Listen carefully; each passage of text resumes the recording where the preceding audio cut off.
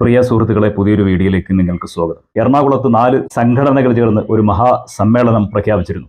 വഖഫ് സംരക്ഷണ സമ്മേളനം എന്നാണ് ആദ്യം പറഞ്ഞു കേട്ടത്. പിന്നീട് അത് സുന്നി ഐക്യ സമ്മേളനമെന്നും ഒക്കെ ആയി മാറി. സുന്നികൾ രാഷ്ട്രീയമായി ഒതുക്കപ്പെടുന്നുവെന്നും അവരെ രാഷ്ട്രീയമായി ഉയർത്തിക്കൊണ്ടുവരേണ്ട ആവശ്യകത ഉണ്ട് എന്ന ചർച്ചയുമൊക്കെ പല ഭാഗത്തും ഉയർന്നു കേട്ടു.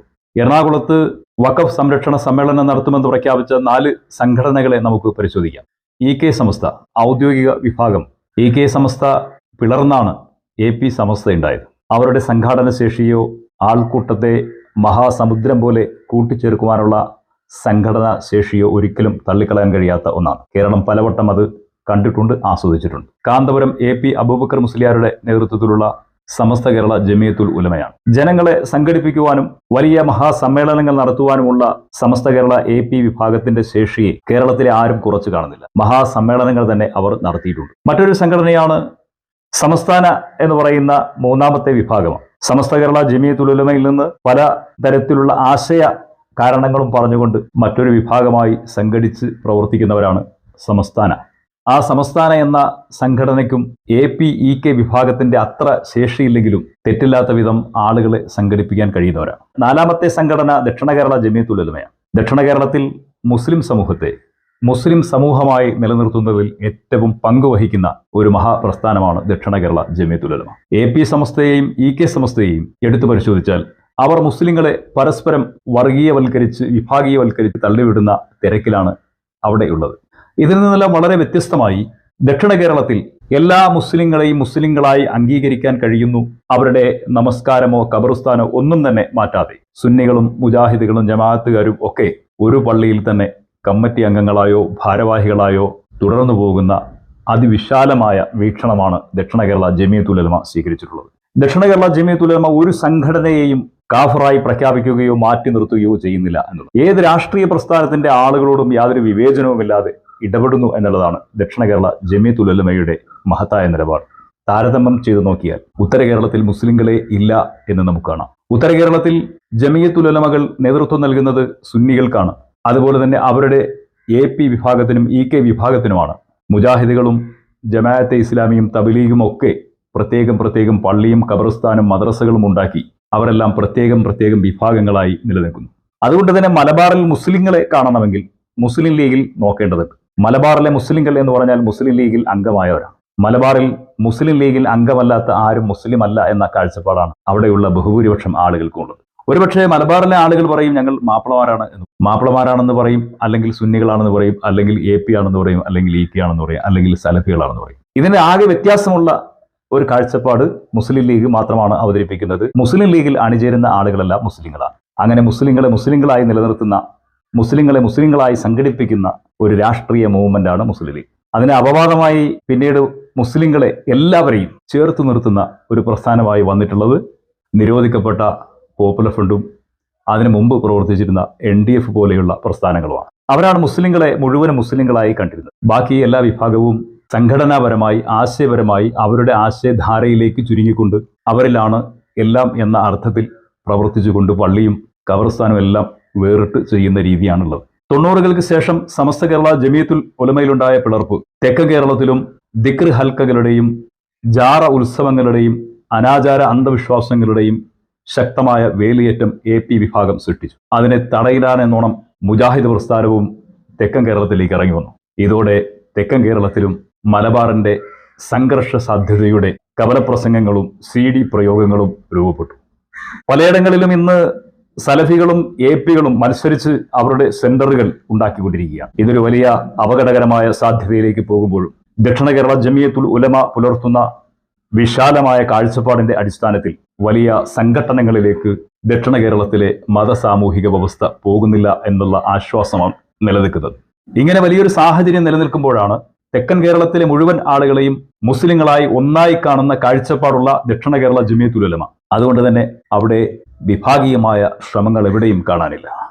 ഇങ്ങനെ സമാധാനപരമായി മുന്നോട്ട് പോരുന്ന ദക്ഷിണ കേരള ജമിയത്തുൽ ഉലമയിൽ വിള്ളലുണ്ടാക്കാൻ വേണ്ടിയുള്ള ശ്രമങ്ങൾ പല ഘട്ടങ്ങളിലായി നടന്നു വരുന്നുണ്ട്. അതിന്റെ ഒരറ്റത്ത് മുസ്ലിം ലീഗാണ് എന്ന് പറയാം, മറ്റേ അറ്റത്തുള്ളത് കമ്മ്യൂണിസ്റ്റ് മാർക്സിസ്റ്റ് പാർട്ടിയുമാണ് എന്ന് പറയാം. കമ്മ്യൂണിസ്റ്റ് മാർക്സിസ്റ്റ് പാർട്ടിയും മുസ്ലിം ലീഗും ദക്ഷിണ കേരള ജമിയത്തുൽ ഉലമയെ വിഭജിച്ചെടുക്കുവാൻ വേണ്ടിയുള്ള ശ്രമങ്ങൾ പല ഘട്ടങ്ങളിലും നടത്താറുണ്ട് എന്നുള്ളത് സത്യമാണ്. സമസ്ത കേരള ജമിയത്തുൽ ഉലമയിൽ കമ്മ്യൂണിസ്റ്റ് മാർക്സിസ്റ്റ് പാർട്ടിയും മുസ്ലിം ലീഗും തമ്മിൽ വരുത്തിയ വലിയ വിടവുകളാണ് അതിന്റെ പിളർപ്പിലേക്ക് മാറിയത്. അതുകൊണ്ട് ഒരു വിഭാഗം അരിവാൾ സുന്നികളായും പിന്നീട് ഒരു വിഭാഗം കോണി സുന്നികളായും അഥവാ ലീഗ് സുന്നികളായും അധപ്പതിച്ചു. ആ അധപ്പതനത്തിന്റെ ഏറ്റവും വലിയ ഗുണഭോക്താക്കളായി മുന്നിൽ വന്നത് കമ്മ്യൂണിസ്റ്റ് മാർക്സിസ്റ്റ് പാർട്ടിയാണ്. മലബാറിലെ പല സീറ്റുകളിലും കമ്മ്യൂണിസ്റ്റ് മാർക്സിസ്റ്റ് പാർട്ടിക്ക് വിജയിക്കാനായി. ആ വിജയം അവരെ വല്ലാതെ അഹങ്കരിപ്പിച്ചു. ആ വിജയം ഇന്ന് സംഘപരിവാറിനെയും വല്ലാതെ മോഹിപ്പിക്കുന്നുണ്ട്. അതിന്റെ ഭാഗമായിട്ടാണ് മുസ്ലിം ലീഗിന്റെ ശക്തി കേന്ദ്രമായി നിലനിൽക്കുന്ന സമസ്ത കേരള EK വിഭാഗത്തിൽ അഥവാ ലീഗ് സുന്നികളിൽ ഒരു കമ്മ്യൂണിസ്റ്റ് ഫ്രാക്ഷൻ വളർത്തിയെടുക്കുവാൻ വേണ്ടിയുള്ള ശ്രമങ്ങൾ നടത്തിയത്. ഉമർ മുക്കം ഫൈസിയെ പോലെയുള്ള ആളുകളെ കമ്മ്യൂണിസ്റ്റ് ട്രോജൻ കുതിരകളായി ലീഗ് സമസ്തയ്ക്കുള്ളിൽ വളർത്തിക്കൊണ്ടുവരാൻ കമ്മ്യൂണിസ്റ്റ് മാർക്സിസ്റ്റ് പാർട്ടി കഴിഞ്ഞിട്ടുണ്ട്. ഒരു പരിധിവരെ മുസ്ലിം ലീഗുകാർ ആക്ഷേപിക്കും പോലെ ജിഫ്രി മുത്തുക്കോയ തങ്ങൾ പോലും കമ്മ്യൂണിസ്റ്റ് ഫ്രാക്ഷന്റെ ആളാണ് എന്ന് പറയപ്പെടുന്നുണ്ട്. മലബാറിൽ ലീഗ് എന്ന രാഷ്ട്രീയ പ്രസ്ഥാനത്തെ തകർത്താൽ മുസ്ലിം എന്ന അസ്തിത്വം മലബാറിൽ ഇല്ലാതാകും എന്നവർ സ്വപ്നം കാണുന്നു. അവർ മുസ്ലിങ്ങളെ ഒന്നായി കണ്ടിരുന്ന പോപ്പുലർ ഫ്രണ്ട് പോലുള്ള പ്രസ്ഥാനങ്ങളെ നിരോധിച്ച് നാമാവശേഷമാണ്. ഇനി മുസ്ലിങ്ങളുടെ ഏക സത്വത്തിൽ കൂട്ടിച്ചേർത്ത് നിർത്തുന്ന ഒരേ ഒരു മലബാറിന്റെ കണ്ണി മുസ്ലിം ലീഗ് മാത്രമാണ്. മുസ്ലിം ലീഗ് ഇല്ല എങ്കിൽ മലബാറിലെ മുസ്ലിങ്ങൾ സുന്നികളും APയും EKയും മടവൂരിനെ ഇലാഹാക്കുന്ന മടവൂരികളും അങ്ങനെ കുരുവട്ടൂരികളും ഷജറകളും സുഹാബികളും അങ്ങനെ തുടങ്ങുന്ന വിവിധ തരത്തിലുള്ള ഗ്രൂപ്പുകളായി ഇവരെ വിവിധ തട്ടുകളിലേക്ക് മാറ്റാൻ മുസ്ലിം ലീഗിന്റെ ശക്തി ക്ഷയിപ്പിക്കേണ്ടതുണ്ട് എന്ന് സംഘപരിവാറിന്റെ ഗവേഷണശാലകൾ കണ്ടെത്തുന്നു. ആ പഠനങ്ങൾ കമ്മ്യൂണിസ്റ്റ് മാർക്സിസ്റ്റ് പാർട്ടിയെ കൂടി ഉപയോഗപ്പെടുത്തിക്കൊണ്ട് മലബാറിൽ നടപ്പാക്കിയാൽ മലബാറിലെ നിയമസഭാ സീറ്റുകളിൽ ബഹുഭൂരിപക്ഷവും BJPക്ക് വിജയിച്ചു കയറാൻ കഴിയുന്ന രാഷ്ട്രീയ സാഹചര്യം ഉണ്ടാകും എന്ന് അവർ സ്വപ്നം കാണുന്നു. അവർക്ക് അനുകൂലമായ നിലപാടുകൾ എടുക്കുന്ന ഒരു വിഭാഗത്തെ വളർത്തിയെടുക്കാൻ സാധിക്കുമെന്നും അവർ കാണുന്നുണ്ട്. ഇത് ഉമർ ഫൈസി മുക്കത്തെ പോലെയുള്ള ജിഫ്രി മുത്തുക്കോയ തങ്ങളെ പോലെയുള്ള കാന്തപുരം അബൂബക്കർ മുസ്ലിയാരെ പോലെയുള്ള അബ്ദുൽ ഹക്കീം അസ്ഹരിയെ പോലുള്ള ആളുകൾ തിരിച്ചറിയുന്നില്ല എന്നുള്ളതാണ് ഏറ്റവും അപകടകരമായ കാര്യം. ഈ സാഹചര്യത്തിലാണ് വഖഫ് സമ്മേളനം വഖഫ് സ്വത്തുക്കൾ സംരക്ഷിക്കണം എന്നുള്ള ആവശ്യം ഉന്നയിച്ചുകൊണ്ട് എറണാകുളത്ത് 4 സംഘടനകൾ ചേർന്ന് സമ്മേളനം സംഘടിപ്പിച്ചത്. വഖഫ് സമ്മേളനങ്ങളുടെ തൊട്ടുതലേ ദിവസങ്ങളിൽ കമ്മ്യൂണിസ്റ്റ് ഫ്രാക്ഷന്റെ ട്രോജൻ കുതിര എന്നറിയപ്പെടുന്ന ഉമർ ഫൈസി മുക്കം ഒരു പ്രസ്താവന ഇറക്കിയത് നിങ്ങൾ ശ്രദ്ധിച്ചിട്ടുണ്ടാവും. മുസ്ലിം ലീഗുകാർ വഖഫ് സ്വത്തുക്കൾ കയ്യേറുന്നു, അവർ മറിച്ചു വിൽക്കുന്നു, തളിപ്പറമ്പിലും അതുപോലെ തന്നെ മുനമ്പത്തും എന്നൊക്കെയാണ് അദ്ദേഹത്തിന്റെ സ്റ്റേറ്റ്മെന്റിന്റെ ആകെസാരം. മുക്കം ഉമർ ഫൈസിയെ പോലുള്ള ആളുകൾ നടത്തുന്ന പ്രസ്താവനകൾ വഖഫ് എന്ന ആശയത്തെ തന്നെ അടിപൊടി വിഴുങ്ങുന്നതായി. വഖഫ് സ്വത്തുക്കൾ തിരിച്ചുപിടിക്കുവാനുള്ള നിയമം ഉൾപ്പെടെയുള്ളവ കേന്ദ്ര സർക്കാർ റദ്ദാക്കുകയും അത് കളക്ടർമാരുടെയും സംഘപരിവാറിന്റെ താൽപര്യത്തിനൊത്ത വിധമായ ബില്ലായി തീരുകയും ചെയ്ത സന്ദർഭത്തിൽ അതിനെതിരെ രാജ്യമെമ്പാടും നടക്കുന്ന സമര പോരാട്ടങ്ങളെ ശക്തിപ്പെടുത്തേണ്ട സന്ദർഭത്തിൽ മുസ്ലിം ലീഗുകാർ വഖഫ് ഭൂമി കയ്യേറി വിറ്റു കൊടുത്തു എന്നൊക്കെ പറയുന്നത് ഏത് അർത്ഥത്തിൽ ആരെ സഹായിക്കാൻ വേണ്ടിയാണ്? നരേന്ദ്രമോദിയെയും സംഘപരിവാറിനെയും സഹായിക്കാൻ വേണ്ടിയുള്ള ഉമർ ഫൈസിയുടെ സ്റ്റേറ്റ്മെന്റ് ആയിട്ടാണ് ജനാധിപത്യ കേരളം അതിനെ വിലയിരുത്തിയത്. വഖഫ് സ്വത്തുക്കൾ ആരൊക്കെ വിറ്റിട്ടുണ്ടെങ്കിലും വഖഫ് സ്വത്തുക്കൾ ആരൊക്കെ കയ്യേറിയിട്ടുണ്ടെങ്കിലും അതെല്ലാം തിരിച്ചു പിടിക്കുവാനുള്ള ഒരു നിയമം ഈ രാജ്യത്തുണ്ട്. ആ നിയമം നടപ്പിൽ വരുത്തുവാനുള്ള ഉത്തരവാദിത്വം ഓരോ പൗരനും ഉണ്ട് എന്ന് പറയുന്ന നിയമത്തെ നരേന്ദ്രമോദിയുടെ ഗവൺമെന്റ് റദ്ദാക്കിയതിനെതിരെയാണ് എറണാകുളത്ത് സമരം സംഘടിപ്പിച്ചതെങ്കിൽ ആ വിഷയമായിരുന്നു ഉമർ ഫൈസി മുക്കം പറയേണ്ടിയിരുന്നത്. പക്ഷേ ഫൈസി പറഞ്ഞത് നരേന്ദ്രമോദിയെ സംരക്ഷിക്കാൻ വേണ്ടിയുള്ള നിലപാടായി പോയി. ഇങ്ങനെയുള്ള സാഹചര്യത്തിൽ ഇതൊരു വഖഫ് സംരക്ഷണത്തിന് വേണ്ടിയുള്ള നിഷ്കളങ്കമായ സമരമല്ല എന്ന് കേരളത്തിൽ പലർക്കും തോന്നിയിട്ടുണ്ടെങ്കിൽ തെറ്റു പറയാനാവുകയില്ല. കമ്മ്യൂണിസ്റ്റ് ഫ്രാക്ഷൻ തയ്യാറാക്കിയ ഒരു തിയറിയിൽ നിന്ന് ഏറ്റവും അവസാന സമയത്ത് മുസ്ലിം ലീഗിന്റെ രാഷ്ട്രീയ ഇടപെടൽ ഫലം കാണുകയും ദക്ഷിണ കേരള ജമിയത്തുൽ ഉലമ അതിൽ നിന്ന് പിന്മാറുകയും ചെയ്തു. ദക്ഷിണ കേരള ജമിയത്തുൽ ഉലമ ഈ സമ്മേളനത്തിൽ നിന്ന് പിന്മാറിയതോടെ ദക്ഷിണ കേരള ജമിയത്തുൽ ഉലമയിലെ അനൈക്യവും ശക്തമായി ഉടലെടുത്തിരിക്കുക. നാളെ അവരും ഒരു പിളർപ്പിലേക്ക് എത്തിപ്പെടുമോ? ഐക്യത്തിന് വേണ്ടി യോജിച്ചവർ അനൈക്യമായി പിരിയുന്ന കാഴ്ചയാണ് സുന്നി ഐക്യ സമ്മേളനം സുന്നി അനൈക്യ സമ്മേളനമായി മാറി. ഈ 4 സുന്നി സംഘടനകളുടെ നേതാക്കളോടും പറയാനുള്ളത് നിങ്ങൾ ഇത്ര അല്പന്മാരാകരുത് എന്നുള്ളതാണ്. വഖഫ് സ്വത്ത് ഇപ്പോൾ സുന്നിയുടെ പള്ളിയായാലും മുജാഹിദിന്റെ പള്ളിയായാലും ജമാഅത്തിന്റെ പള്ളിയായാലും മദ്രസയായാലും അത് വഖഫാണെങ്കിൽ അത് മുസ്ലിങ്ങളുടേതാണ്.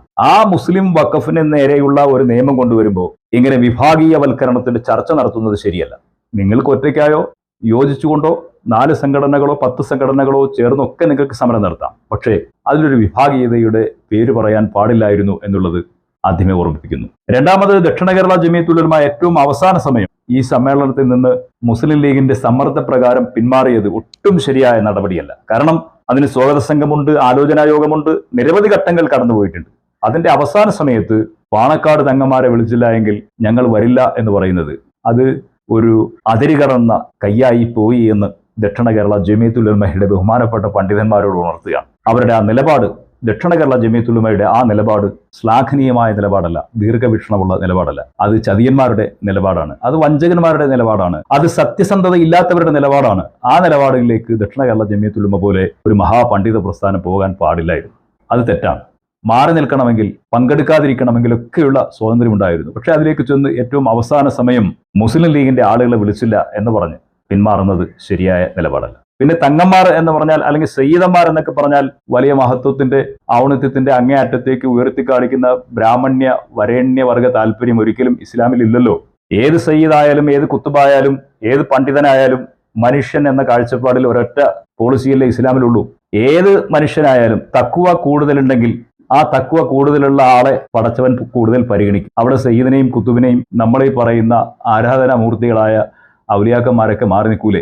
പാണക്കാട് തങ്ങന്മാരില്ല എങ്കിൽ അത് വലിയ പ്രശ്നമാണെന്ന് പറയുന്ന ദക്ഷിണ കേരള ജമിയത്തുൽ ഉലമയുടെ നിലപാട് ശരിയായ നിലപാടല്ല, വളരെ മോശമായി. അത്തരം തെറ്റുകൾ ഒരു സംഘടനകളും ആവർത്തിക്കാൻ പാടില്ല. ഇങ്ങനെ ഒരു നിലപാടെടുക്കുമ്പോൾ അത് മുസ്ലിം ലീഗിന്റെ സമ്മർദ്ദപ്രകാരമാണ് എന്നുള്ളത് കൃത്യമാണ്. ഇതുമായി ബന്ധപ്പെട്ട് കേരളത്തിൽ വലിയ ചർച്ചകളൊക്കെ ഉയർന്നു വരുന്നുണ്ട്. ആ ചർച്ചകളിൽ കേട്ടുള്ള ഒരു ശ്രദ്ധേയമായ ഒരു വോയിസ് നമുക്ക് അല്പം ഒന്ന് കേൾക്കാം. ഇതിൽ എനിക്ക് പറയാനുള്ളത്, തെക്കൻ കേരളത്തിലുള്ള കുറെ ആളുകൾ ഇതിലുണ്ടല്ലോ, നിങ്ങളോടാണ് എനിക്ക് പറയാനുള്ളത്. ഞാനൊരു മലബാറുകാരനാണ്. ഞങ്ങളെ നാട്ടിലൊക്കെ ഒരു പള്ളി ഇപ്പുറത്തെ സൈഡിൽ റോഡിന്റെ, ഒരു പള്ളി അപ്പുറത്തെ സൈഡിലാണ്. അപ്പൊ എന്താ ഇതെന്തിനാ ഒരേ സ്ഥലത്ത് തന്നെ രണ്ട് പള്ളി അപ്പുറത്തും ഇപ്പുറത്തും എന്ന് വെച്ച് കഴിഞ്ഞാല് അത് രണ്ട് സുന്നികളുടെ പള്ളിയാണ്. അതായത് ഒരേ നാട്ടില് ഒരേ റോഡിന്റെ ഒരു അപ്പുറത്തും ഒരു ഇപ്പുറത്തും രണ്ട് സൈഡിലും രണ്ട് പള്ളി. ഇതാണ് ഞങ്ങളുടെ നാടിന്റെ അവസ്ഥ. പല പള്ളികളും മദ്രസകളും പൂട്ടിക്കിടക്കുക. അപ്പൊ നിങ്ങൾ വിചാരിക്കും RSS പൂട്ടിയാണ്, അല്ല. അപ്പൊ നിങ്ങൾ വിചാരിക്കും സുന്നി മുജാഹിദ് സംഘർഷമായിട്ട് പൂട്ടിയ, അല്ല. സുന്നികളും തമ്മിൽ തല്ലിയിട്ട് പൂട്ടിയ മദ്രസയും പള്ളിയുണ്ട്. മുജാഹിദുകളും പൂട്ടിയിട്ട് തമ്മിൽ തല്ലിയിട്ടുള്ള പൂട്ടിയ പള്ളികളും മദ്രസകളും എല്ലാം ഉണ്ട്. ഇത് ഞങ്ങളെ മലബാറിന്റെ ഒരു അവസ്ഥയാണ്. ഇത് വെറുതെ പറയല്ല. മലബാറിൽ വന്നു കഴിഞ്ഞാൽ നിങ്ങൾക്ക് കാണാൻ പറ്റും. മലപ്പുറം ജില്ലയിലൊക്കെ ഒരുപാട് പല പള്ളികളും മദ്രസകളും കത്തിക്കുത്തും പ്രശ്നങ്ങളൊക്കെ ആയിട്ട് കൂട്ടുക. എന്നാൽ ഞങ്ങൾ വളരെ എന്താ പറയാ, അഭിമാനത്തോടെ നോക്കിക്കാണുന്ന ഒരു സ്ഥലമാണ് തെക്കൻ കേരളം. നമ്മൾ പറയും മലബാറിലെ മുസ്ലിങ്ങൾ ഭയങ്കര എന്നൊക്കെ പറയുന്നത്, ഞങ്ങൾ വളരെ അഭിമാനത്തോടു കൂടി നോക്കിക്കാണുന്ന ഒരു പ്രദേശമാണ് തെക്കൻ കേരളം. അതിനുള്ളൊരു കാരണം എന്ന് വെച്ച് കഴിഞ്ഞാൽ സിമ്പിളാ. നിങ്ങളുടെ നാട്ടില് മുസ്ലിങ്ങൾ തമ്മിൽ അടിയില്ല, സുന്നിയും മുജാഹിദെല്ലാം പറഞ്ഞിട്ടൊരു അടിയില്ല.